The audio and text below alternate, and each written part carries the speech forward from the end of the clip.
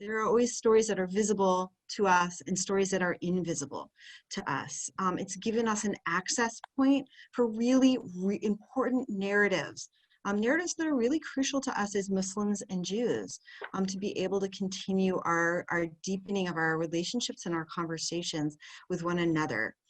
It's familiar territory for us, this idea of sharing stories to build empathy. What we find often in our cohorts is that people come in kind of ready to share their policy perspective or what they think an answer might be, and that we invite people to really come in and share why it matters to them based on stories in their own lives. And as we move through and move into the Israel-Palestine section of our cohort every year, it's in listening to one another's stories that they've been able to develop relationships that allow them to really listen and to really share. And it's in that space, that vulnerable space of sharing stories and listening to stories, that we can see things we haven't been able to see, feel things we haven't been able to feel. We're so grateful that Bassam and Rami shared their story with Colum, who, as Rami was pointing out, is both a very tender-hearted and wonderful human being and an incredible writer. And we're grateful for the time that you've given us today to learn more from you. I'm going to, in just a moment, I'm going to turn it over to Rabbi Sarah Bassin and Edina Lekovic. Thank you, Andrea. There is something that feels very strange about an introduction for people that it feels like you've gotten to know so intimately through the course of reading the book. But we have some very extraordinary guests with us here today. So I do want to formally introduce, we have Colum McCann, who is the author of Apeirogon, a total of 7 novels and 3 collections of stories. He was born and raised in Dublin, Ireland, and has been the recipient of many international honors, including the National Book Award, a few too many to name, and interestingly, an Oscar nomination. In 2017, he was elected to the American Academy of Arts. His work has been published in over 40 languages, and he is the co-founder of a nonprofit, the Global Society Exchange Organization, Narrative 4, and he teaches at Hunter College. He currently lives in New York with his wife, Allison, and their family. And we have with us also Bassam Aramin, a Palestinian academic, and Rami Elhanan, who is an Israeli graphic designer. And both have, as you know, lost children in the violence in their homelands. They met at the founding of the organization Combatants for Peace when Rami's daughter Smadar had been killed. Rami's experiences in the IDF initially caused him to withdraw from politics, but Smadar's death brought him to the parent circle and eventually to the founding of Combatants for Peace. It was in an Israeli jail where Bassam watched Schindler's List that led him to advanced degrees in the study of the Holocaust, and he has since committed himself to nonviolent resistance. Bassam and Rami now give lectures around the world calling for peace. And I am going to turn it over to Edina to give us a little bit more rooting in our book before we dive into questions with our guests. Hey everybody, it is good to see you all again. We have been on this is our 6th session together on a 3-book journey, and this book has really been the capstone of our journey, and its title encompasses so much of what we have been talking about, Apeirogon, the idea of a countable, appearingly endlessly number of sides type object that exists. And the book brings to life the story of Palestinians and Israelis and the broader history. It goes back and forth, as we all know, from the micro level of Bassam and Rami's stories and their daughters, their families, to also looking at the macro level of the factors that led to their own stories and the factors that continue to impact their stories and impact the stories of so many other people. It also looks at the fragmentation of memory, of grief, the impact of telling your story over and over again, good, bad, and ugly, and the endlessly multifaceted realities that are lived by both Palestinians and Israelis, and of course by all of us, and looking at how those dimensions can impact our sense of how we view ourselves, and also how we view others who may or may not be labeled as our enemies, either by us or by society and culture around us.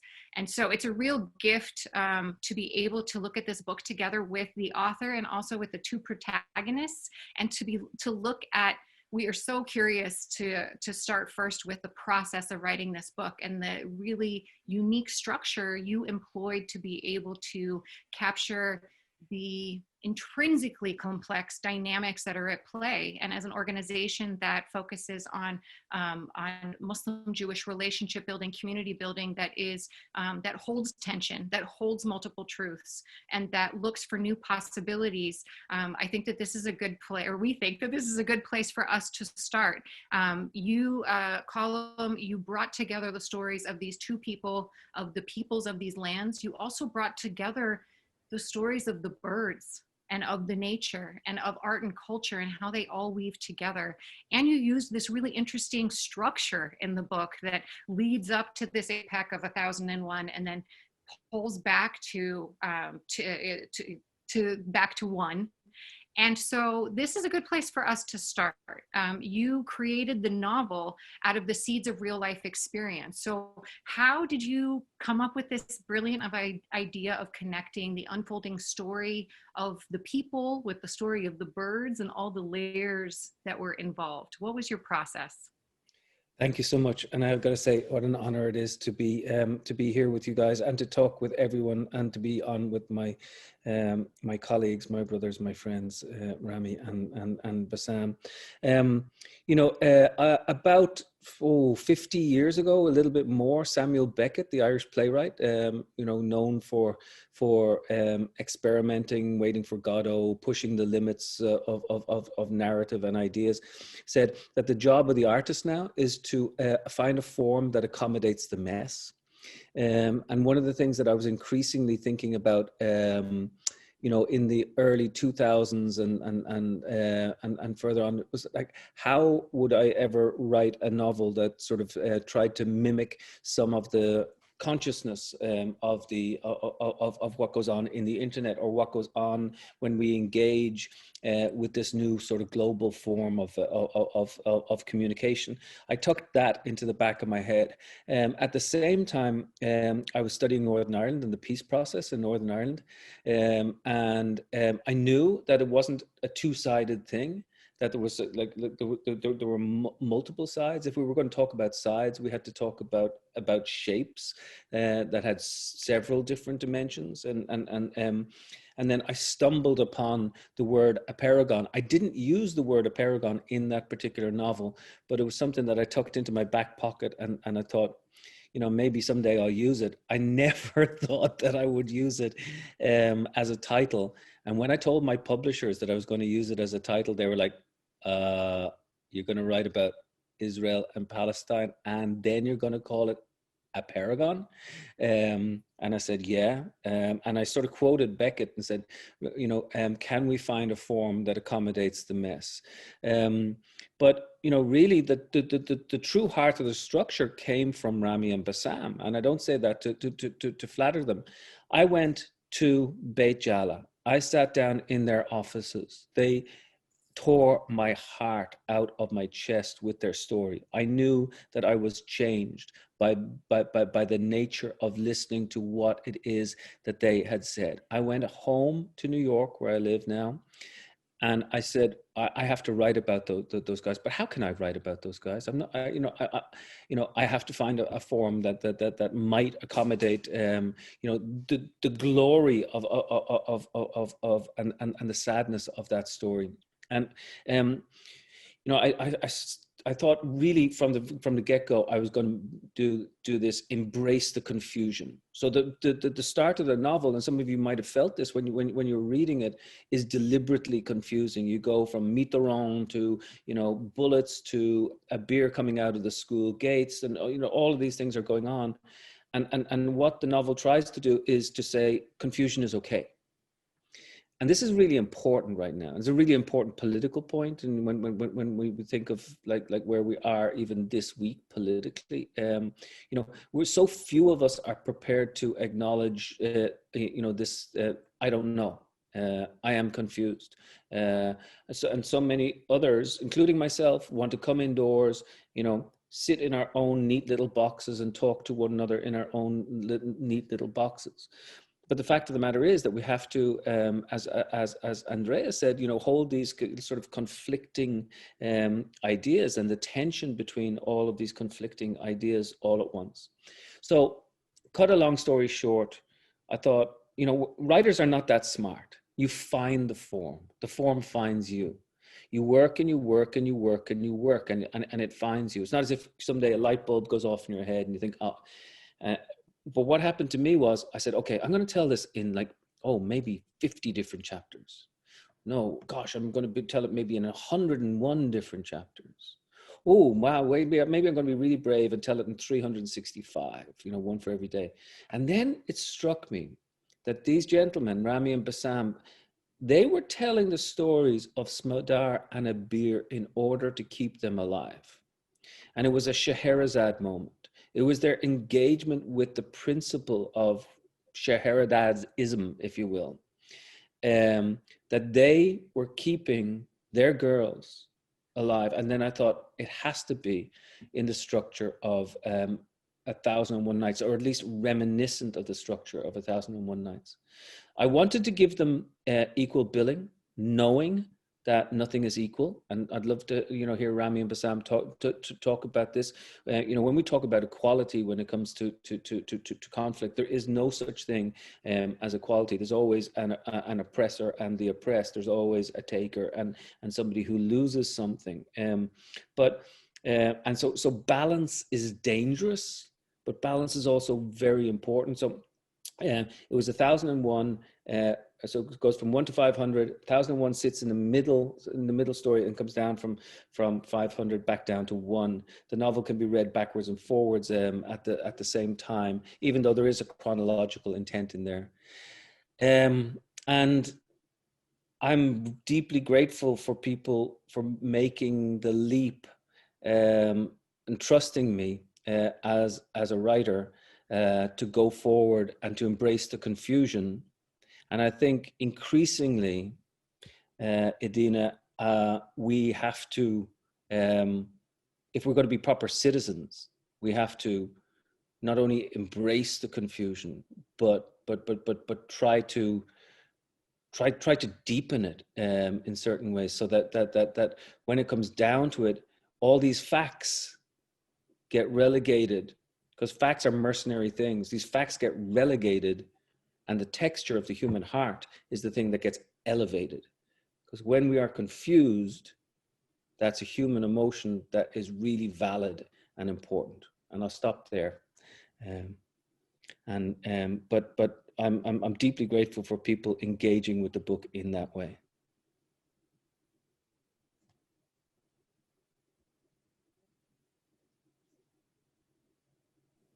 Sorry, I was on mute. Thank you for that. I was nodding vigorously because so much of that resonated as a reader, and I saw so many other people having their physical reactions also, and I hope that it resonates for you as well. Thank you for setting the backdrop for us. I would like to shift to bringing Rami and Bassam into the conversation. And so I first want to ask the question that was on so many of our hearts and minds as we had the first round conversation last week with our group, which is how do you understand the process of storytelling in healing and or prolonging grief? And Yeah, because we all felt that your stories and the layering of the stories really built empathy. That the impact that it had on us as readers and as listeners was, while it was so far from your lived experience, it was also so intimate and reflected on our own experiences with healing and trauma and grief. And so, yeah. So, how do you understand the process of telling your story and Abir and Smadar's stories? Over and over again in your own healing and or grief?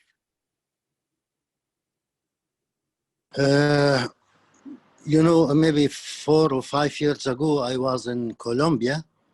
So there is a song says, I want to heal. We arrive at the National Day of the Victims. In fact, I want to heal. We all want to heal, the healing process. But unfortunately, you will never heal. But it's exactly what the smart writer Colum says. It's to keep the case alive. It's to keep Abir and Smadar alive, which gives you a kind of healing. And to repeat the same story again and again and again. It's to remind yourself with your principles, to remind yourself that I am here for the memory of Abir and Smadar, our daughters. It's to spread their message all over the world. And the storytelling, it's, yes, of course, it's to create empathy for others, because you are not alone in this conflict. It's not a personal thing. And we learn from each other, we teach each other. And when you create empathy with others to your story, you will be ready to empathize with others, to listen to their story, to understand their pain. So we learn from each other, as I said, through the storytelling. Storytelling, it's like a magic. It's very difficult to argue with someone told his personal story, even if you agree with it or not. This is my real experience. This is how I grow up. This is what I see. This is how I thought.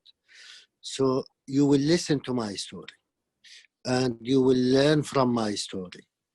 And this is our way to keep telling these stories, to survive through telling, as I said, our principles, to adopt the humanity, adopt the non-violent as a way of life, and to say that we can use our pain, unbearable pain, in a different way, not only for revenge, and sometimes forgiveness. It's kind of revenge. We can use our pain in a different way, not only to kill each other. And I think it's very necessary to keep in telling the same story, because I remember I wrote in the where Abir had been killed, in her grave, that your killer will die and you will live longer than him. No one will mention his name. No one will talk about him. But I promise everywhere around the world, the people will hear your name, Abir, and why, and what's your story. Because Abir was not a fighter. It's exactly like Smadar. And their killers, even they don't know why they killed them, what they gain from this unnecessary killing. For that, we call them victims, exactly like their victims. So I think this is the magic of the storytelling and the importance of the storytelling, among others and among ourselves. Thank you.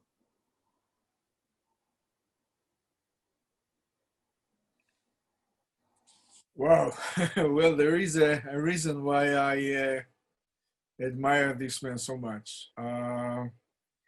If someone would have told me 23 years ago that someday I will become a storyteller, a political activist, a member of an organization, I would have laughed, and even worse, because I never ever saw myself as one of these things. I was kind of an anarchist. I came out of the October 73 war with complete cynicism and lack of commitment to anything. And by joining the parent circle 22 years ago, my life was changed, basically completely. And I suddenly had a reason to get out of bed in the morning, and I had a purpose. I had a purpose to do something to explain this unexplainable murder of my daughter. And it became a mission. It became, as I said, a reason to get out of bed in the morning, to go everywhere possible, to talk to anyone possible, people who want to listen and people who will not listen, to convey this very basic message. And when I'm speaking to young school kids in Israel, in Palestine, everywhere, and I have always the feeling that Abir and Smadar are standing behind my back, pushing me forward. Tell our stories again and again and again. And in that instant, I feel myself not as a father, and not as a political activist, and not as I feel myself as an actor, standing on a stage, telling a story to an audience that usually don't want to listen, that usually is blocked, is closed, and unable to understand the meaning of the price that we both have paid as an outcome of this ongoing conflict between our two nations. And my mission in life, by this storytelling process, is to put a crack in this wall of hatred and fear, and to try to tear it down, because the alternative is too horrible. And if you ask me if it's a healing process, I imagine it is. In some way, the fact that I have a reason to get out of bed in the morning is something to feel good about, because it's a purpose. But the pain is not less than the first day. The pain is there to stay. It will not change. The only thing that this storytelling is doing is the ability to look at the eyes of those kids listening to me, and to see, even if in the end of the class, there will be only one kid, Israeli or Palestinian, nodding his head with acceptance to this message. For me, it's a miracle. It means that I saved one drop of blood. In Judaism, one drop of blood is the whole world. And I think we put cracks in this wall, and this is the reason that I'm doing it. So I want to thank you for starting from such an intensely personal place. And I want to draw us to a more meta-communal level. Because for both of you, the Holocaust and its kind of looming background is very significant. In your personal stories, Rami, you're the son of a Holocaust survivor. There's clearly a communal narrative in Israel about the relationship between the Holocaust and the Jewish state. And then for you, Bassam, like this moment of transformation of Schindler's List. You know, I'll say as a rabbi, I see the Holocaust kind of fall into one of two categories, that it either becomes a wedge or it becomes an adhesive. Right? It becomes a wedge insofar as Jews can wield it and say our suffering is alone and unique and above, right? Or a desire to push back against the realness of that suffering. Or as an adhesive, right? The idea of suffering is suffering, and we as a world are responsible for not letting it happen again. You have made a choice to be in that latter category, both of you. Right? To see it as a connector rather than a separator. And I'm just curious, was this conscious for you? Was this something that you felt was part of your natural disposition? What put you into that category where it was a connector rather than a divider? Yeah, it's very simple. This is my nature as human beings. It's very simple. Even in that time, I have no idea about the Nakba, the Palestinian catastrophe in 48. Even I was in jail, but I don't know. It means I found myself as a fighter, and I'm not a fighter. I start as 13 years old against those strangers. I have no safe place for myself. I want to feel free as kid. So I found myself in a resistance. They call me a fighter or a terrorist or whatever. When I discovered this Holocaust, we call it big lie in that time, like I want to understand more if it's really happened or it's not. Even in that time, I call myself a Holocaust survivor because I don't know anything about it. I feel part of responsibility because I don't know. I have no part of this Holocaust, but because I don't know. Then it's connected to me. I think this crime, I paid the price of this crime that I never committed. I lost my homeland. I become under the occupation because of this crime. So I become the victim of the victim. So at least I need to understand why it's happened. Because this is the same questions I watch I ask myself when I watch this movie. I say to myself, if it's really happened, so why? Why they kill kids and women, which is forbidden in my culture, in my religion, under any circumstances? And the same question my son asked when I let him watch like 7 years ago or more, the same movie. He said, like, why they kill them? And here's become kind of empathy, because I claim that if you lose your empathy as a human beings, you lose your humanity. You don't belong to the mankind. If you care about only yourself, that's it. This is the end. You don't care about the others. So when any problem happened to you, no others to care about you. For that, we need to care about each other, to know about each other. And from the very beginning in jail, I learned that if you know your enemy, you can defeat him or you can kill him. If you only hate him, you will kill yourself because he don't know even that you hate him. It means to know, to study, to educate yourself, and to listen. Then you discover this unbearable crime against humanity, victims, 6 million victims, including 1.5 million kids. You cannot say they are Jews. No, they are human beings. And I respect them. I respect their memory. I feel responsible because I don't know anything about them. I ignore them for many times. And I don't know, like to rediscover your humanity. Then if you recognize my pain, I will recognize your pain. And the other side, if I listen to your story, to your pain, to your loss, absolutely you will be ready to listen to mine. And this is exactly what happened.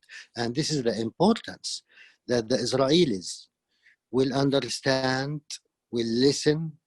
It's not before 3,000 years. It's just yesterday, 70 years ago. They have documents to their houses. They have taboos to their land that other people stay there, live there. They need to listen to what happened in 48. It's not an empty land. And the Palestinians, they need to educate themselves and to know the history of the Jewish people. Even since 3,000 years of slavery and discrimination and anti-Semitism and the Holocaust, I don't accept if they, after the Holocaust, they can come and occupy my land. But at least to understand this ongoing fear in the DNA of the Jewish mentality, to understand how to talk to them, to understand their fear, their motivation. So, yeah. Thank you. Rami? Well, my late father was an Auschwitz graduate. He came to the land of Israel in '46 and severely wounded in the '48 war. My mother, who was a nurse, took care of him, and this is the reason why I'm able to speak to you right now.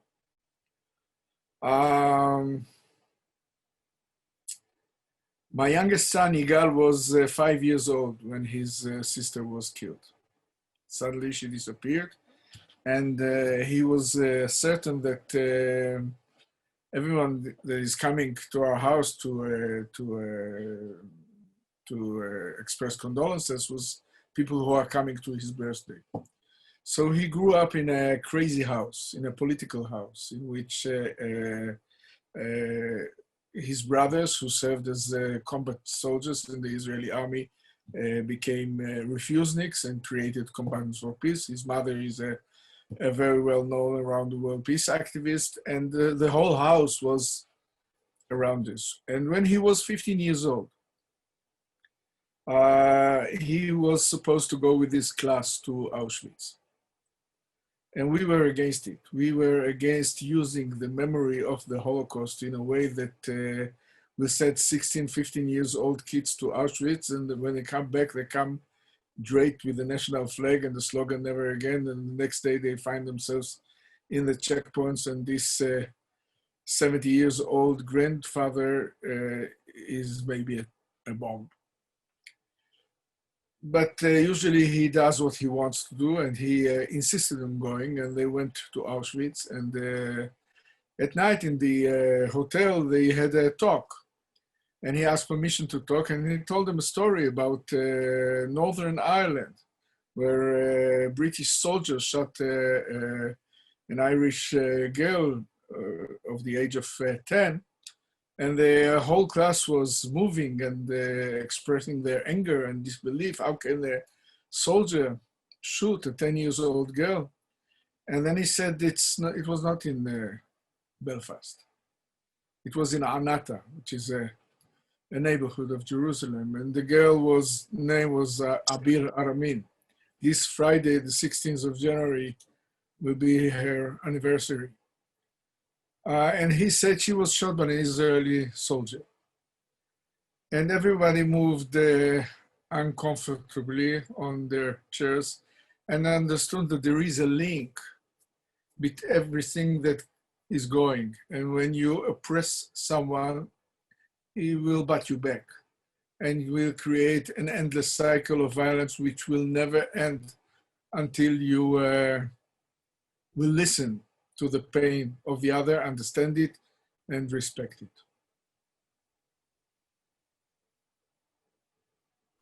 Thank you.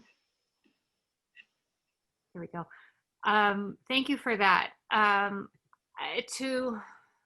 want to ask a follow-up question. That's a hard one. Those who are members of this group and the leaders of New Ground, we are all rooted in storytelling. We are all rooted in the power of telling our personal narrative in order to build relationships, create empathy, and create meaningful change. And yet we also know that it can be extremely difficult to share your personal story and have it denied, have it, as you said, Bassam, nobody should be able to deny your personal story, right? Your lived experience is your own fact. And yet you have both undoubtedly been in rooms and situations where your personal stories have been denied. And part of part of that is documented in the book. Because it's a novel, it's hard to tell, you know, what again actually took place versus your own experiences. And so would you each take a moment to reflect with us about what it is like for you when people are committed to resisting or acknowledging even your story, and what you do when that takes place, what you have learned about what the best response is to that for you.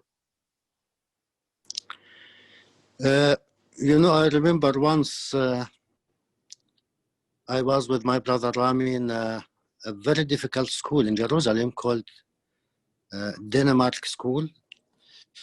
And one of the students, he stand up and he says, we must kill all the Arabs. This is the only solution.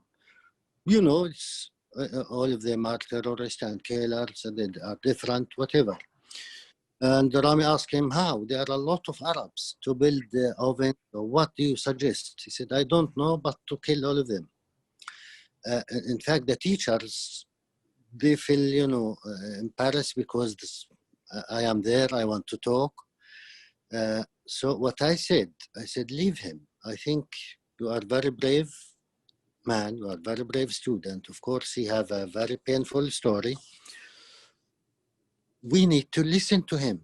He's crazy for us, but this is who he is. This is how we understand. This is his culture. We need to listen to him, to respect him, so he can answer to us, listen to us after we answer his question. So, of course, the result, after we finish, he come and hug me, we became friends. It means it's the most difficult issue that while you are talking, someone don't believe what you are saying and resist what you are saying. He think you are a liar or you are not exist. And this is your job, this is my job, to prove that I am here, I am a human being, I have rights. It's very painful. In the same time, as I said, you need to consider and to meet the needs of the other side. He totally ignorance. He don't know you. He don't believe in you. You don't think that there is no human beings in the other side. And through you need to prove to him. And this is exactly what happened. It means you need to listen to the other side, to respect him. Then he have no power. He will listen to your story. So I cannot claim that it happened every day, because it's very difficult to be against our message. It's very difficult to oppose us, me and Rami and the parent circle, our message, or combatants for peace, because we say we don't want to fight, we don't want to kill each other. We need to talk and to adopt the non-violent struggle together, to survive together. Both of us have the right to exist. So it's very difficult to be against it. But sometimes there are people, it's very difficult for them even to understand, to think that maybe I am going to change my way or myself. And many of them change themselves, their way, after listening to us. Well, it's really challenging sometimes, almost impossible. You need to understand that when we are walking into a high school class, they are not as polite and receptive as you are. In many ways, it's very much like walking into the open mouth of an active volcano. These kids have never laid eyes on an Israeli or a Palestinian before, most of them.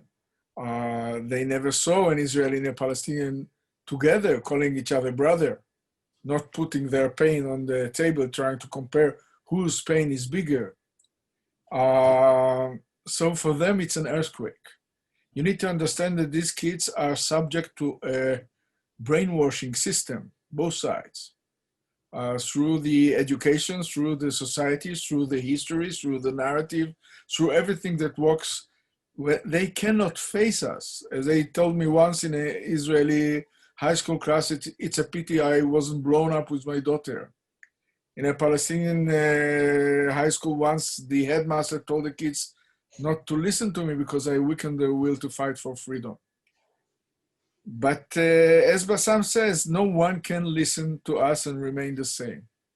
And gradually, when they listen to the story, you can actually feel the creating of the crack in the wall. And this is our aim. This is what we are trying to do, to put this little crack in the wall, to let a little light comes in, which will drive away a lot of darkness. And usually afterwards, they stand in line to shake our hands. They hug us, they admire us, they ask what can they do. And this is the essence of our activity, to get to this moment, despite all the difficulties. So I'm struck by the emotional resilience that it has to take to be able to walk into a room like that on a consistent basis and share your deepest, most vulnerable grief and pain over and over. So I guess the question that I want to ask is, how do you steady yourself to prepare for that? And, if success is getting one mind changed or two minds changed, what do you do about the other 18 or 20 people in the room that still might have a blockade up? I don't know if those numbers are right. You can disabuse me of that notion if those numbers feel off.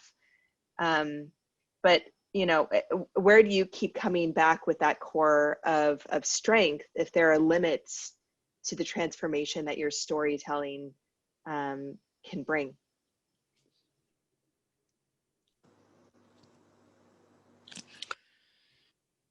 Again, it's a very personal thing. When I say Abir and Smadar, they are our motivation, and our other kids, we need to protect them. And this is, for us, the only way to protect our kids. In the parents' circle, we are more than 620 families. All of them lost a family member, a beloved son or daughter. Women's kids, fighters even, or soldiers, whatever. And we said, because of their blood, we don't want to see more blood. We have the moral authority to raise up our voice. Those kids, we need to protect them. They don't know. They are in the age of 16, 17, 18, and we were there. We know how those kids think or thought, even from the environment. So many of them, they think it's the first opportunity to talk to the other side. It's not to fight. In a safe space, we are just talking, which is very difficult. And this is our goal, to try to affect those kids just to understand, to try to think that they are human beings on the other side. Like it happened many times, and one of my examples always, because when we say we don't know each other, in spite we are living together more than 70 years, but it's not a normal relationship. It's oppressor with the oppressed. It's not a normal life. I remember this 15 and a half years old Palestinian kid, after we talked to a group of teenagers in the West Bank. This kid don't believe Rami is a Jew. Why? Because the Jews, they are the soldiers. This is what he knows. And the soldiers, they are not human beings. We cannot talk to them. They are killing machines. So when he discovered Rami is a Jew and an Israeli, and he was in the army even, and now he's talking about peace, he wants to invite him again to his house. This is exactly what we are talking about. When you see the other side as human beings, this is the end of the conflict inside you. We will never accept their occupation even after 3,000 years. But let us talk together.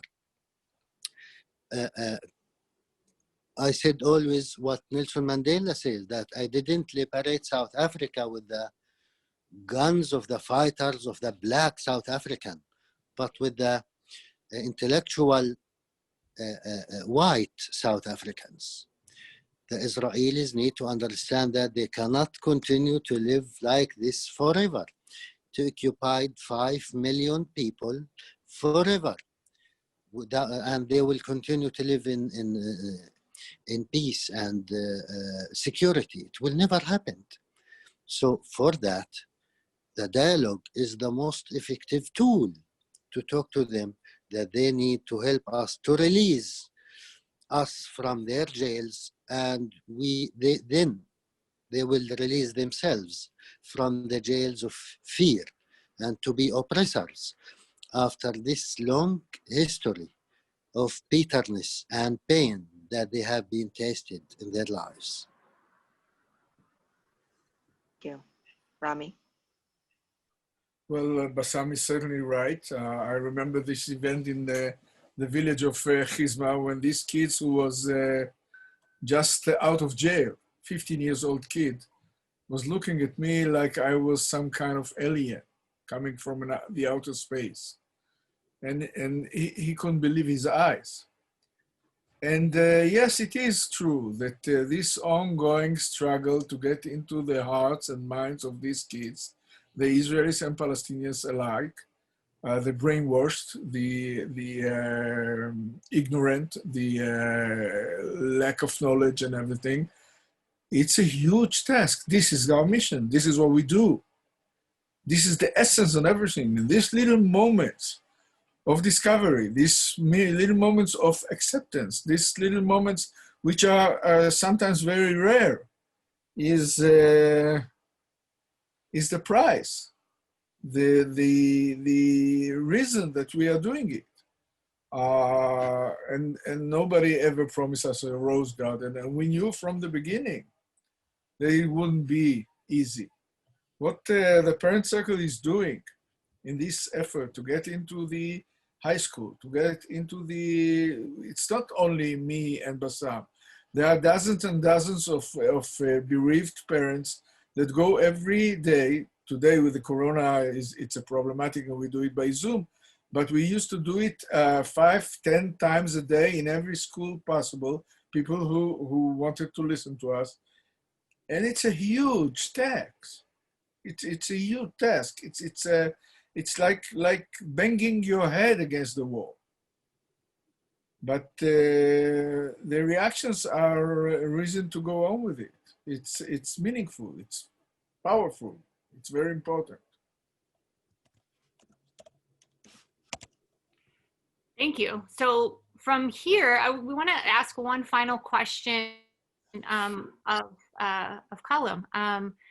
Bassam and Rami, thank you for sharing the depth of your personal experience in this tension. I think you have really just given us more layers to consider, and I'm seeing in the chat and know among our group that these questions are also really that they sit with us and that they apply to us here in Los Angeles as well, that these are universal questions. And so going back to you, Colum, 2 questions really, maybe 3, as a final question in one. One is about why you decided to make this a fictional story. Clearly their stories are both so compelling and raw, and there's so much there that has been documented and of course that hasn't. So why the choice of fiction? 1.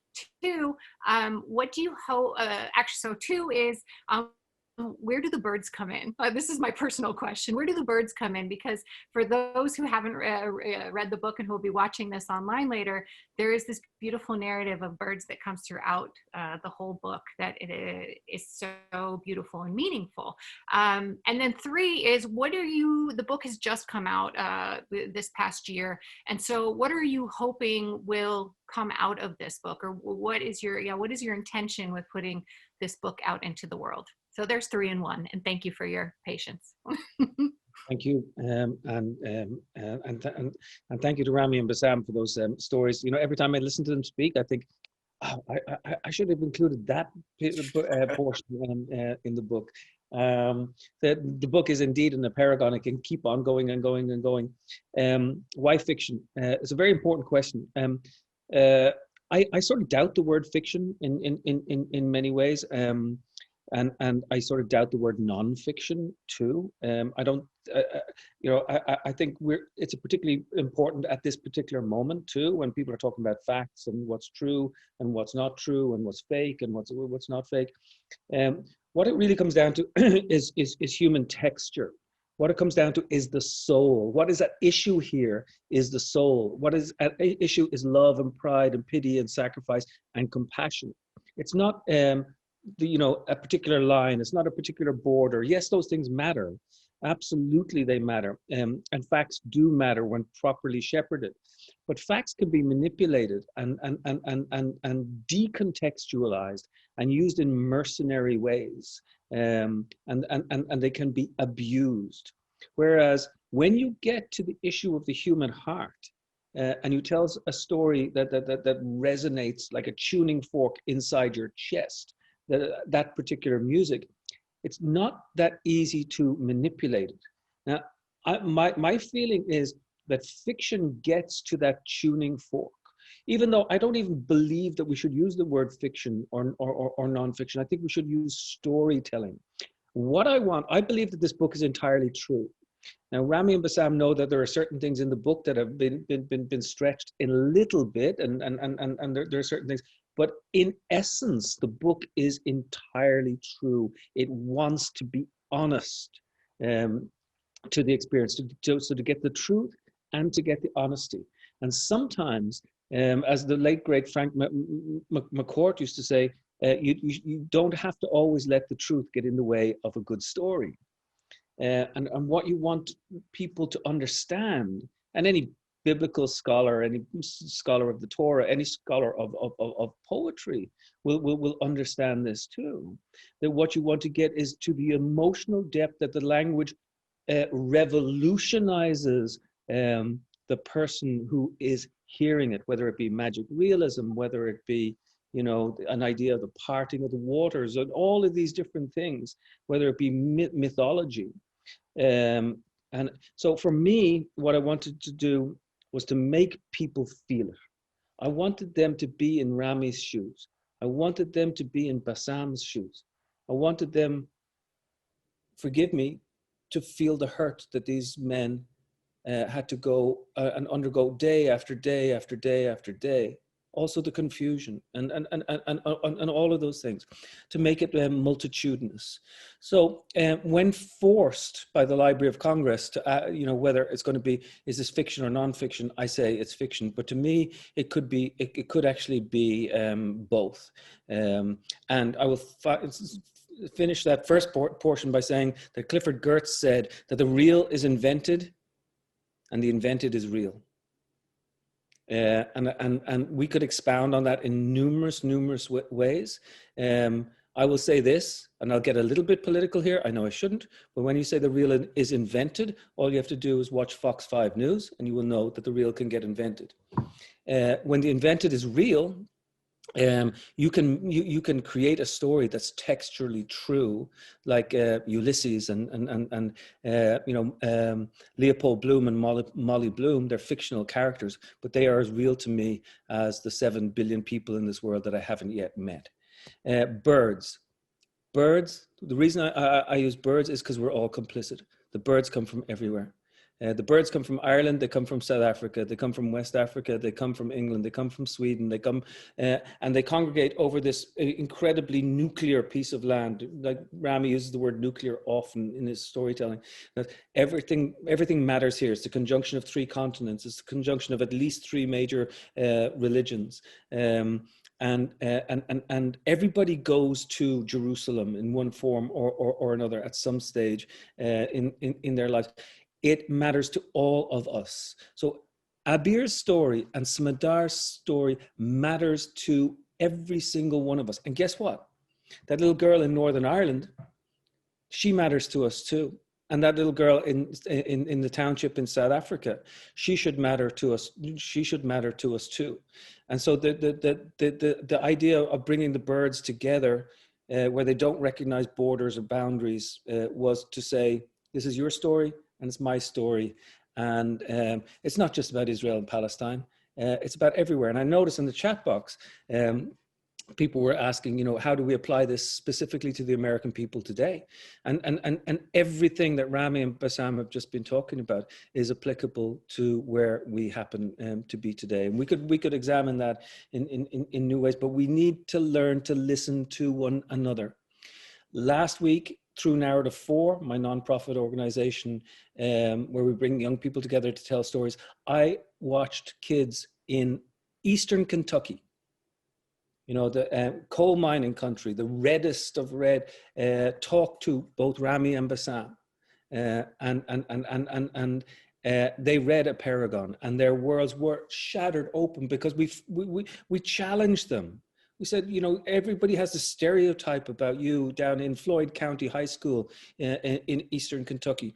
And their teacher took them in and gave them this book. And then they became Rami and Bassam. This is possible. It's possible. And one of the answers to some of the questions is that we need to respect our teachers more. We need to engage with our teachers more.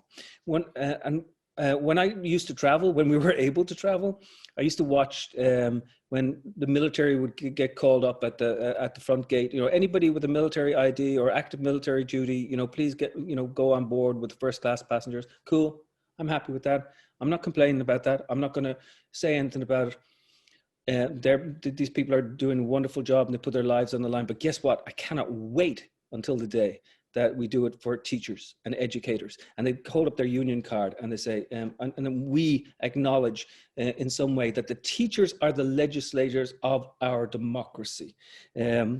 So that's kind of the answer to the birds. We're all birds. Every single one of us is a bird, and we need to learn to come together in a theory of nascent emergence. And emergence is when, a single bird has power and intelligence, but a flock of birds has the most incredible power.